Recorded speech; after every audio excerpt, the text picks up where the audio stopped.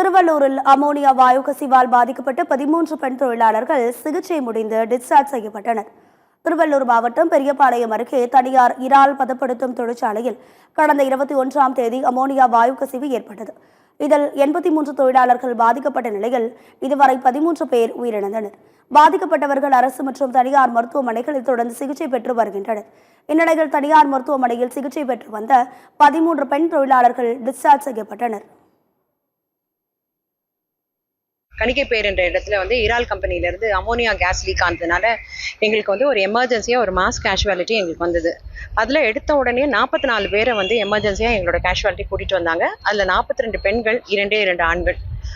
அந்த மாதிரி வந்த பெண்கள் நிறைய பேர் அந்த அமோனியானால பாதிக்கப்பட்டு மூச்சு திணறிட்டு இருந்தாங்க. சில பேர் மயக்கமாகவும் அன்கான்ஷியஸாகவும் இருந்தாங்க. நாங்கள் எல்லாத்தையும் ஸ்க்ரீன் பண்ணி எல்லாருக்கும் எல்லா விதமான சிகிச்சைகளும் தேவையான அளவு லெபரட்டரி டெஸ்ட், டயக்னாஸ்டிக் டெஸ்ட் எல்லாமும் பண்ண பிறகு ஒரு 13 பேரை ஐடென்டிஃபை பண்ணி தே ஃபிட் ஃபார் டிஸ்சார்ஜ் அப்படின்ற மாதிரி நாங்கள் இன்னைக்கு டிஸ்கஸ் பண்ணி இன்னைக்கு 13 பேரையும் நாங்கள் சக்ஸஸ்ஃபுல்லாக இன்னைக்கு அனுப்பியிருக்கோம்.